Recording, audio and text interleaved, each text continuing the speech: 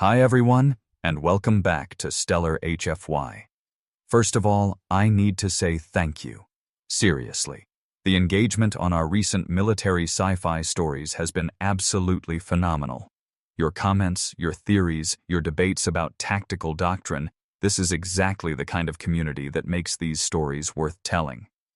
Today's story is about what happens when a seasoned alien military commander thinks he understands warfare until he encounters a species that spent 50 years studying his every move.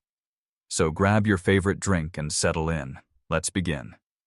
I've been doing this for 43 years. 43 years of walking onto alien bridges, accepting surrenders, and watching entire civilizations realize they're outmatched. You develop a routine after the first dozen or so. The initial scans, the threat assessment, the demonstration of force, and then, always, the surrender. It becomes as predictable as morning briefings. The Zeridians lasted 6 hours before capitulating. The Koreth coalition held out for 2 days, mostly because their leadership was scattered across 4 different worlds, and it took time to coordinate the surrender. The hegemony of Voss actually impressed me by holding out for a full week, but even they knew when they were beaten. 17 species, 17 conquests, and not one of them had surprised me in any meaningful way. That's why I was looking forward to the humans. Earth represented conquest number 18, and according to every intelligence report I'd reviewed, it would be the easiest yet.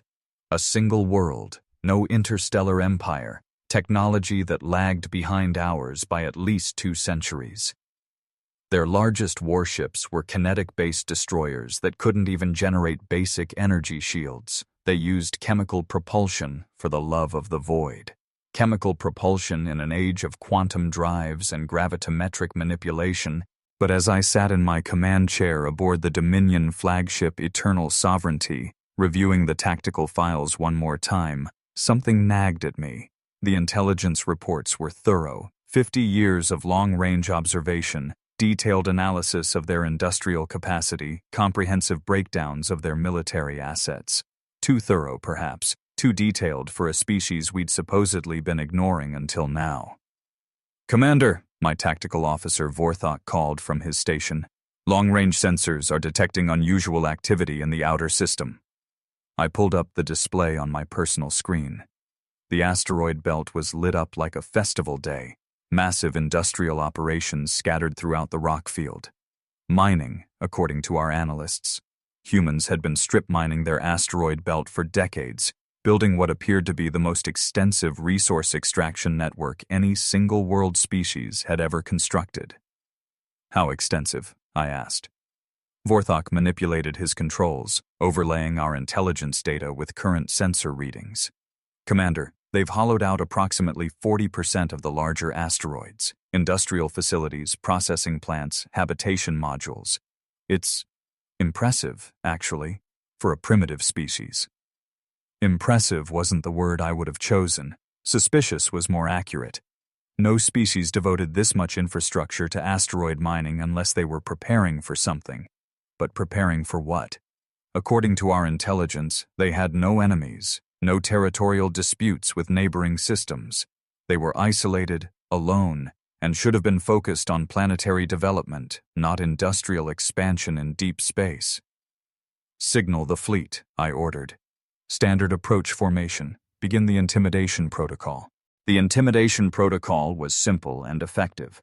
47 capital ships dropping out of hyperspace in perfect formation, positioned to demonstrate overwhelming firepower while remaining just outside the system's defensive perimeter. Most species surrendered at this point, recognizing the futility of resistance. Those that didn't usually capitulated after we demonstrated our weapons capabilities on a few asteroids or uninhabited moons. We materialized at the edge of the Sol system in flawless formation, our ship's hulls gleaming with the distinctive energy signatures of Dominion plasma weapons and quantum shields. It was a sight that had terrified 17 different species into submission. I waited for the inevitable transmission, usually a desperate attempt at negotiation, sometimes a pathetic threat, occasionally just wordless panic. Instead, My communications officer turned to me with an expression I'd never seen before. Confusion mixed with something that might have been respect. "Commander, we're receiving a transmission from Earth. Military frequency, command encryption. Put it through." The face that appeared on my main screen belonged to a human male, middle-aged by their standards, wearing what appeared to be a military uniform. His expression was calm, almost relaxed, and when he spoke, his voice carried the confidence of someone who knew exactly what he was dealing with. "Greetings, Commander Thexvar. I'm Admiral Marcus Brennan of Earth Defense Command. Before we begin, I thought you might be interested to know that your flagship, the Eternal Sovereignty, is a Dominus-class heavy battlecruiser commissioned 18 years ago at the Kethvar shipyards. She's armed with 47 plasma cannons, 16 torpedo tubes, and carries a standard crew of 3,200 personnel. Your current formation suggests you're planning to demonstrate firepower on our outer asteroids before demanding surrender, which is consistent with your tactical doctrine as observed in the Zeridian campaign." The bridge fell silent. Every officer was staring at the screen, at this human who was reciting classified Dominion military intelligence as casually as discussing the weather. I felt something I hadn't experienced in decades of military service. Genuine surprise. "Your intelligence capabilities are unexpected," I managed. Admiral Brennan smiled. It wasn't a threatening expression, just the quiet satisfaction of someone who'd made their point. "We've been watching you work, Commander. All of you. For 50 years, we've monitored every engagement, studied every conquest, analyzed every tactical decision. We know how you fight, how you think, and most importantly, how you win. The question is, do you know how we fight?" I should have been angry. I should have been insulted that this primitive species dared to speak to a Dominion commander with such casual confidence.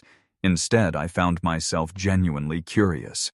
In 43 years of military service, no enemy had ever opened negotiations by demonstrating detailed knowledge of our capabilities. "Enlighten me," I said. "I'm afraid that wouldn't be much of a surprise, would it?" Brennan replied. "But I will say this, Commander. You've conquered 17 species by convincing them they couldn't win. We've spent 50 years making sure we can't lose.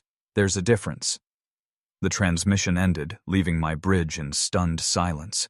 I stared at the blank screen, processing what had just occurred.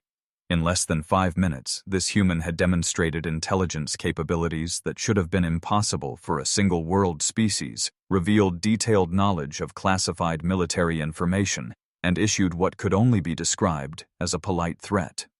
"Commander," Vordors, Thok said quietly, "our standard protocols assume the enemy doesn't know our capabilities." "Yes," I replied, still staring at the screen. "They do assume that." For the first time in 43 years, I was walking into a conquest where the enemy knew exactly what I was planning to do. The question that troubled me as I began to recalculate our approach was simple.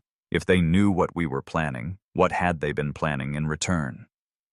I decided to proceed with standard intimidation protocols, despite the unsettling intelligence display from Admiral Brennan. 43 years of experience had taught me that confidence and knowledge were two different things. The humans might know our capabilities, but they still had to deal with the reality of facing 47 capital ships with their primitive technology. "Begin the demonstration," I ordered. "Target the outer asteroid designated Alpha 7, single plasma burst. Full power." The Eternal Sovereignty's main cannon charged with the distinctive whine of building energy, a sound that had preceded the destruction of countless targets across 17 conquests. Our plasma weapons were the pinnacle of Dominion military technology, focused energy beams that could vaporize a small moon or slice through the heaviest armor plating like it was atmospheric gas. The blast lanced out across space, a brilliant blue-white beam that should have turned the targeted asteroid into superheated vapor. Instead, something extraordinary happened. The asteroid's surface erupted in a shower of debris and dust, but when the blast cleared, the rock was still there, damaged, certainly, but intact. "Tactical analysis," I snapped. Vorthok worked frantically at his console. "Commander, the asteroid appears to have been fitted with some kind of ablative shielding. The outer layer absorbed and dispersed the plasma energy." "Impossible. No single world species has that technology." "Sir, I'm detecting massive structural modification throughout the asteroid. This isn't a natural rock formation anymore. It's been completely hollowed out and reinforced. There are power signatures, life support systems, and..." He paused, his expression shifting to something approaching alarm. "Commander, I'm reading weapons signatures." Before I could respond, the asteroid moved. Not the slow, predictable orbit of a natural celestial body, but a deliberate course correction that brought its bulk between our fleet and the inner system. As it turned, portions of its surface opened like massive blast doors, revealing the dark mouths of weapon emplacements. "Evasive maneuvers," I shouted, but it was too late. The first railgun salvo hammered into our formation with devastating precision. These weren't the primitive kinetic weapons our intelligence had described. These were military-grade electromagnetic accelerators, firing guided tungsten projectiles at velocities that should have been beyond human technological capabilities. Our energy shields, designed to deflect plasma and particle beams, offered minimal protection against solid projectiles moving at significant fractions of light speed. The destroyer's swift retribution took 3 direct hits before its captain could react. The tungsten slugs punched through the ship's armor plating like it was decorative foil, and I watched 20 years of Dominion military engineering come apart in a cascade of atmosphere and debris. "How are they targeting us?" I demanded. "Our ships are moving at combat speed." "Sir, the projectiles are guided. They're adjusting course mid-flight, compensating for our evasive maneuvers." That was when I realized the true scope of what we were facing. The humans hadn't just built weapons platforms in their asteroid belt. They'd turned the entire region into a 3-dimensional battlefield where every rock could potentially hide a military installation, and they'd designed those installations specifically to counter our technology. More asteroids were moving now, revealing themselves as camouflaged weapons platforms. Each one had been carefully positioned to provide overlapping fields of fire, creating a defensive network that turned our numerical superiority into a liability. We couldn't bring our full firepower to bear on any single target without exposing ourselves to devastating crossfire from multiple positions. "Commander," Vorthok called out, "Asteroid Cluster Delta 9 is launching something." On the tactical display, I watched dozens of small objects separate from a hollowed-out asteroid and begin accelerating toward our formation. At first, I assumed they were missiles or torpedoes, but as they closed distance, our sensors revealed something far more concerning. They were small spacecraft, barely large enough for a single occupant, but they were moving with purpose and coordination that suggested experienced pilots. "Fighter craft?" I asked. "Negative, sir. These appear to be modified industrial vehicles, mining pods, construction mechs, cargo haulers, but they've been armed." I stared at the tactical display in growing comprehension. The humans had weaponized their entire industrial infrastructure. Every mining operation, every construction project, every piece of civilian equipment had been designed with military applications in mind. They hadn't built a military force to defend their system. They had militarized their entire civilization. The modified industrial craft swarmed our formation like angry insects, too small and numerous for our main guns to target effectively, too fast and maneuverable for our defensive systems to track.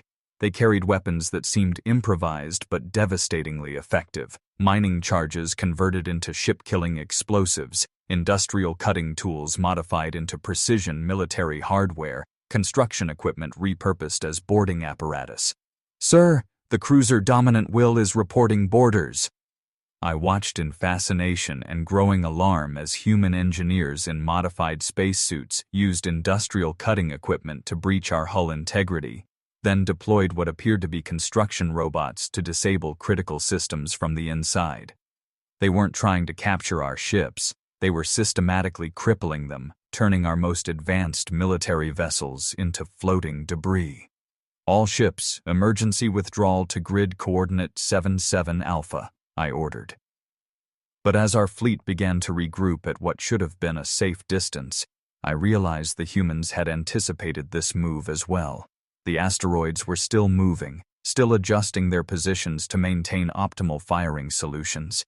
They'd turned orbital mechanics into a weapon, using the gravitational dynamics of their own system to keep us trapped within their engagement envelope. "Commander," my communications officer reported, "we're receiving another transmission from Admiral Brennan." The human appeared on screen again, still maintaining that calm, almost friendly demeanor that was becoming deeply unsettling. Behind him, I could see what appeared to be a military command center, but the equipment looked like modified mining control systems rather than purpose-built military hardware. "How are you enjoying our asteroid belt, Commander?" he asked conversationally. "I should mention that what you've seen so far represents about 15% of our defensive capabilities. The remaining 85% is designed to handle more persistent visitors.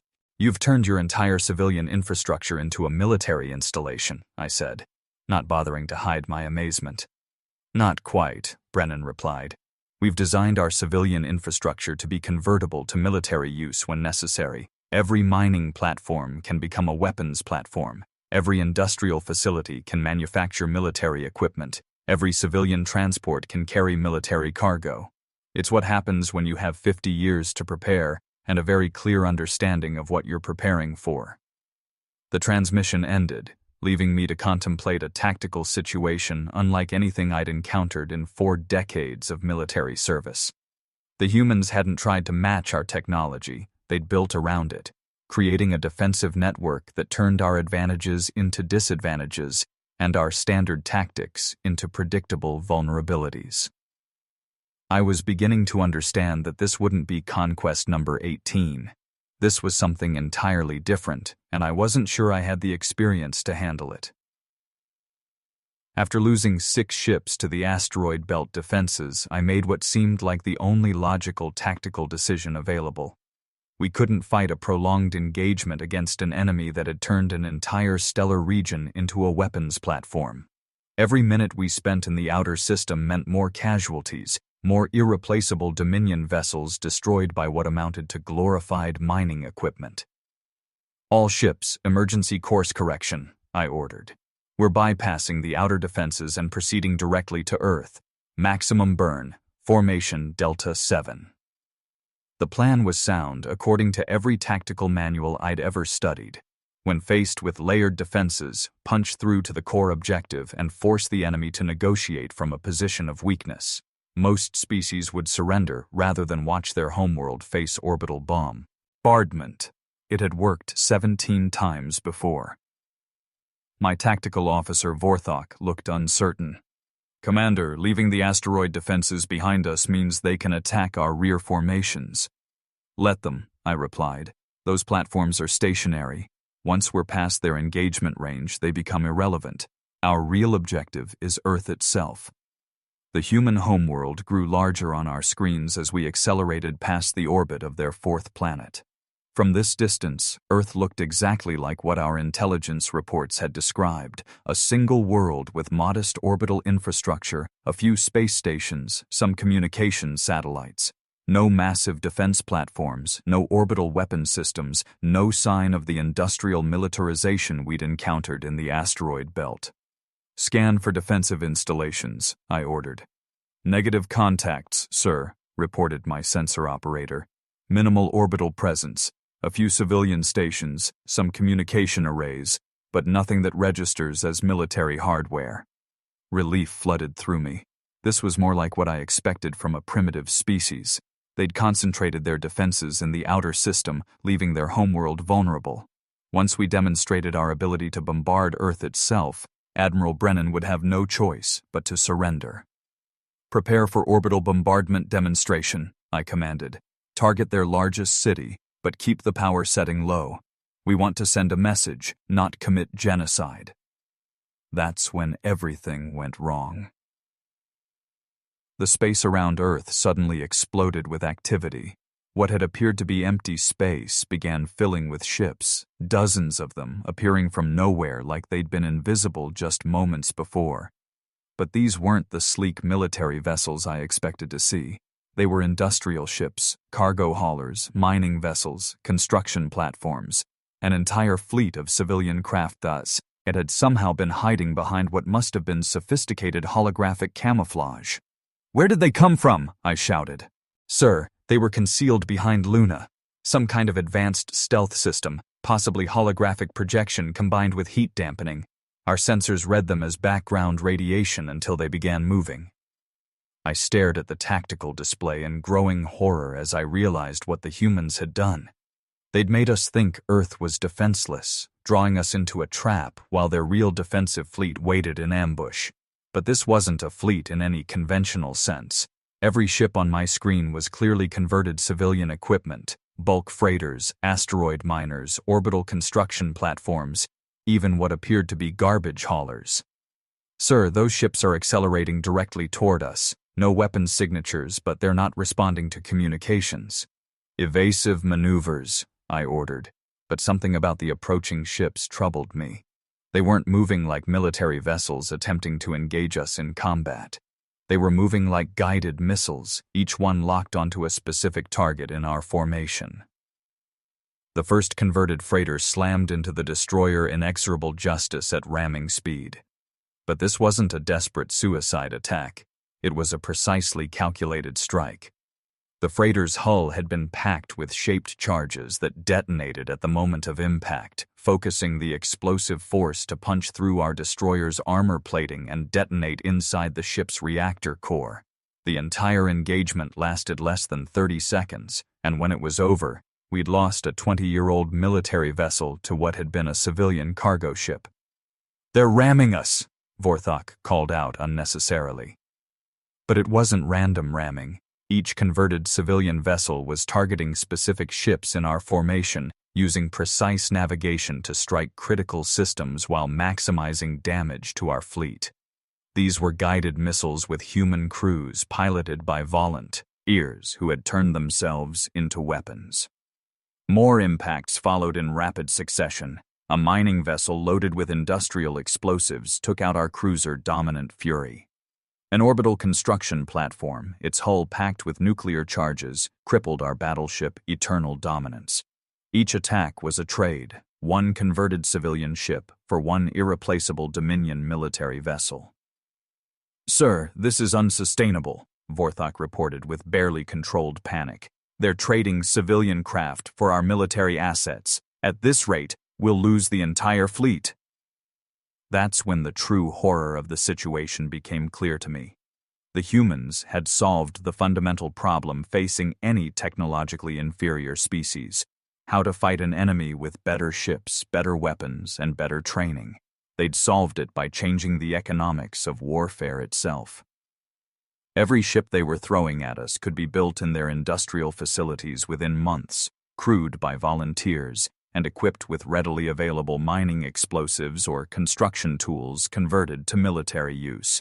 Every ship we lost represented decades of construction time, years of crew training, and irreplaceable technological knowledge.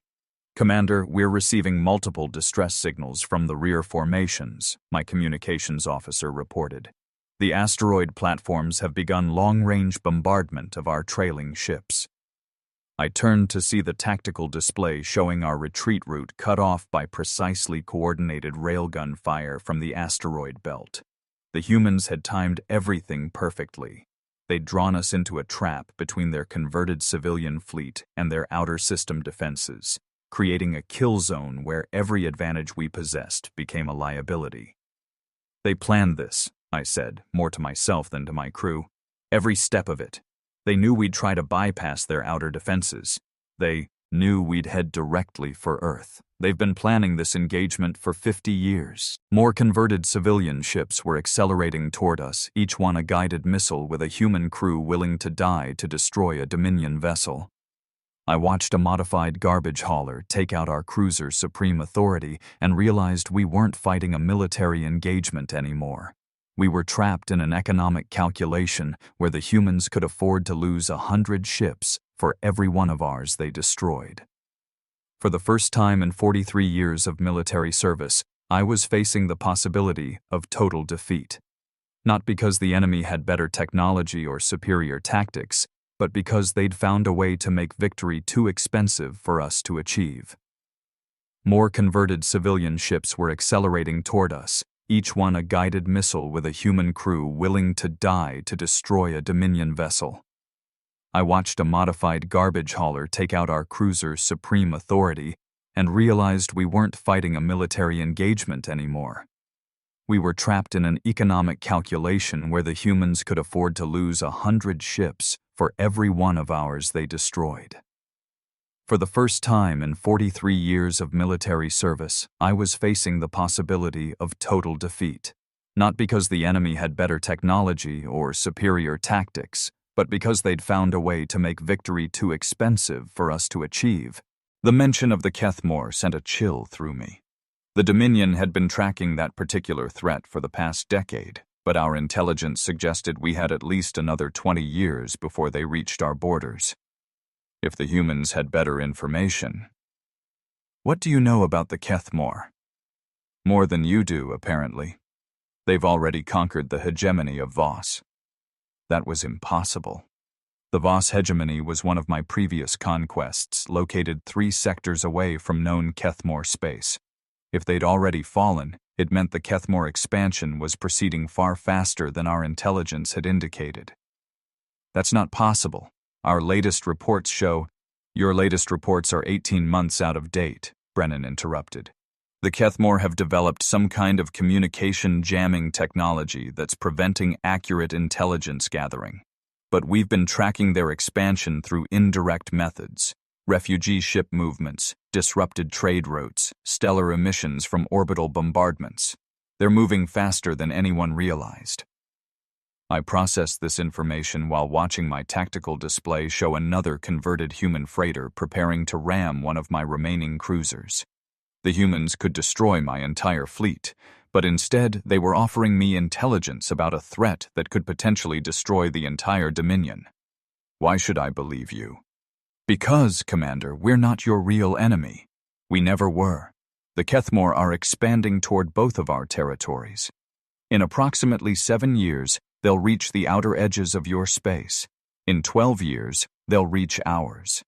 The question is whether we face them as enemies or as allies. Before I could respond, alarms began sounding throughout my bridge. Commander, the humans are launching another wave of converted vessels, but these aren't heading for us. They're targeting our disabled ships. I watched in amazement as human boarding parties used industrial cutting equipment to systematically disable the weapons systems on our crippled vessels while leaving life support and communications intact. They weren't trying to capture our ships or take prisoners. They were demonstrating their ability to neutralize our military capability without killing our crews. As you can see, Brennan continued, we could have destroyed your entire fleet an hour ago. Every disabled vessel, every crippled ship could have been a debris field instead. We chose not to. The implications hit me like a physical blow. The humans hadn't been fighting at full capacity. They'd been demonstrating their capabilities while showing restraint that should have been impossible in the heat of combat. Every engagement, every tactical decision had been carefully calculated to prove their military effectiveness while avoiding unnecessary casualties. You've been holding back. We've been making a point, Brennan corrected. The same point we've been making for the past 50 years while we watched you conquer 17 different species.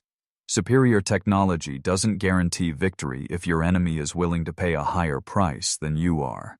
My flagship shuddered as another wave of converted civilian vessels passed close enough to demonstrate that they could ram us at will. Instead, they deployed what appeared to be mining charges around our ship. Not to destroy us, but to show that our destruction was entirely at their discretion. What are your terms? I asked finally. Complete withdrawal from Sol system, no further hostile action against human space or interests. In exchange, we provide you with detailed intelligence on Kethmore movements, tactical capabilities, and expansion patterns. We also offer joint tactical consultation on defensive strategies specified. Cali designed to counter their military doctrine. It was an offer no rational military commander could refuse. The intelligence alone was worth more than any territorial conquest, and the prospect of human tactical innovation being applied to Dominion defense could mean the difference between survival and extinction when the Kethmore arrived. But 43 years of military pride demanded one final gesture. "I want one last engagement," I said. "Ship to ship, my flagship against your best vessel. If I win, we negotiate new terms. If you win, I accept your offer completely." Brennan smiled, and I realized he'd been expecting this request. "Commander, with respect, your flagship is currently surrounded by mining charges that could cripple your engines, disable your weapons, and breach your hull in approximately 12 different locations. If we wanted to demonstrate our tactical superiority, I think we already have." As if to emphasize his point, the charges around my ship began blinking in sequence, not detonating, just showing me exactly where they could detonate if the humans chose to trigger them. "The war is over, Commander," Brennan said gently. "The question now is whether you want to be remembered as the officer who lost the 18th conquest, or as the commander who forged the alliance that saved both our civilizations." I looked around my bridge at officers who were staring at tactical displays showing the complete military superiority of an enemy we'd underestimated in every possible way. The humans hadn't just defeated us, they'd redefined the entire concept of warfare while demonstrating a level of strategic planning that made our own military doctrine look primitive. "I accept your terms," I said finally. And for the first time in 43 years, I found myself wondering if defeat might actually be the beginning of something better than victory. The human detention facility wasn't what I expected. No cramped cells, no armed guards, no atmosphere of hostility. Instead, I found myself in what appeared to be a comfortable officer's quarters aboard one of their orbital stations, complete with a tactical analysis workstation and access to the engagement recordings. They'd given me everything I needed to understand exactly how thoroughly I'd been outmaneuvered. I spent the first 3 days reviewing the battle data, reconstructing every decision, every tactical choice that had led to our defeat. The humans had documented everything with meticulous precision, not just the engagement itself, but the 50-year preparation that had made it possible. What I discovered changed my understanding of warfare itself. Every asteroid mining operation had been designed with dual purposes from the beginning. Every industrial expansion had included hidden military applications. Every civilian training program had incorporated combat skills disguised as workplace safety protocols. The humans hadn't built a military and then hidden it among their civilian infrastructure. They'd built a civilization that could transform into a military force at will. "Impressive analysis," Admiral Brennan said from the doorway. I hadn't heard him enter, which probably said something about how absorbed I'd become in studying their tactical innovations. "You've been watching me work," I replied, not looking up from the display showing their converted freighter attack patterns. "Professional curiosity. It's not often we get to see a Dominion tactical analysis in action." Brennan moved to the chair across from my workstation. "What's your assessment?" I gestured at the data displays surrounding us. "You didn't defeat us in battle. You defeated us in the classroom 50 years before we ever met. This entire engagement was a practical examination, and we failed every question." "That's a rather harsh evaluation of your own performance." "It's an accurate one." I finally looked at him directly. "Tell me about the Kethmore, the real intelligence, not the negotiating position." Brennan's expression grew serious. "They're worse than we initially told you. The hegemony of Voss didn't just fall, they were completely eliminated. 15 billion people, gone in 3 months. The Kethmore don't conquer, they consume. They strip worlds of all useful resources, including the population, then move on." He activated a holographic display that showed the galactic spiral, with red indicators marking Kethmore expansion zones. The pattern was terrifying in its systematic efficiency, entire sectors going dark as the expansion continued in our direction. "Our projections show them reaching Dominion space in 6 years, not 7. and based on their current rate of expansion, they'll be at Earth 12 years after that. What makes you think combined forces will be more effective than the civilizations they've already destroyed? Because every civilization they've destroyed tried to fight them using conventional tactics, the same way you tried to fight us. Brennan manipulated the display to show tactical analyses of previous Kethmore engagements. They overwhelm enemy forces through superior numbers and firepower. It's an effective strategy against opponents who try to match their capabilities directly. I studied the engagement records, seeing the same pattern repeated across multiple star systems, but not against opponents who change the rules entirely. Exactly. The Kethmore have never faced an enemy that weaponized industrial infrastructure or converted civilian populations into distributed military assets. They've never dealt with opponents who treated resource economics as a primary military consideration. Over the following weeks, I found myself working alongside human tactical planners, sharing Dominion military doctrine while learning their unconventional approaches to warfare. The integration was smoother than I'd expected. Human adaptability combined naturally with Dominion technological capabilities, creating tactical possibilities that neither civilization could have achieved alone. The joint planning sessions revealed the true scope of human strategic thinking. They'd been preparing for the Kethmore threat since they first detected the expansion patterns 30 years ago. Everything they'd built, every innovation they'd developed, had been designed with that future conflict in mind.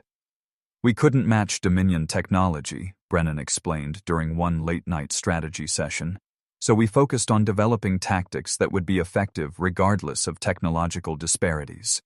The same principles that worked against your fleet should work against Kethmore forces.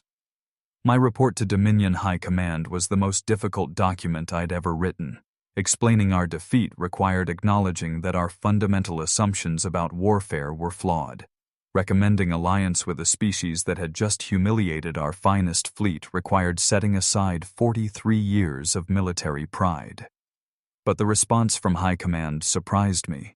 Rather than censure or court-martial, I received orders to establish permanent tactical exchange programs with the humans and begin immediate integration of their strategic innovations into Dominion military doctrine. It seems, Admiral Brennan observed when I shared the news, that your superiors are more adaptable than you expected. They're also more frightened of the Kethmore than they were willing to admit, I replied. Fear is an excellent motivator for tactical evolution. The first joint operations began 6 months later. Human-designed asteroid fortifications equipped with Dominion plasma weapons. Dominion ships retrofitted with human kinetic systems and guided projectile technology. Most importantly, combined tactical doctrines that emphasized adaptability or technological superiority. When the Kethmore advance scouts reached the outer edges of our territory 2 years ahead of schedule, they encountered something they'd never faced before. Defensive systems that couldn't be categorized, couldn't be countered using standard tactical approaches, and couldn't be defeated through simple application of superior firepower. The first engagement lasted 18 hours and ended with complete destruction of the Kethmore scouting fleet. Not a single enemy vessel escaped to report on our defensive capabilities. It was a victory that would have been impossible using either Dominion or human tactics alone, but became inevitable when both approaches were combined. Now, as I prepare my final log entry after 5 years of joint operations, I find myself reflecting on what I've learned about the nature of warfare itself. Military superiority isn't about having better weapons or more advanced technology. It's about understanding your enemy better than they understand you and being willing to abandon your own assumptions when they prove inadequate. The humans taught me that the greatest weapon in any military arsenal is the willingness to think differently about how that arsenal should be used. They showed me that victory belongs not to the civilization with the most advanced technology, but to the one most willing to adapt when that technology proves insufficient. I thought I knew warfare before I met the humans. I was wrong. What I knew was conquest, the systematic application of superior force against inferior opponents. True warfare, as the humans demonstrated, is the art of turning your own weaknesses into the enemy's disadvantages while transforming their strengths into their vulnerabilities. The Kethmore learned this lesson too late to save themselves. We learned it just in time to save us all. If this story of industrial warfare and tactical deception got your bead, lewd pumping, smash that subscribe button. Now we want to hear from you. If you could spend 50 years preparing Earth's defenses against any fictional alien empire, which one would you choose, and what would be your secret weapon? Drop your tactical genius in the comments below. Thanks for joining us at Stellar HFY, where humans don't just win wars, they rewrite the rules of combat itself.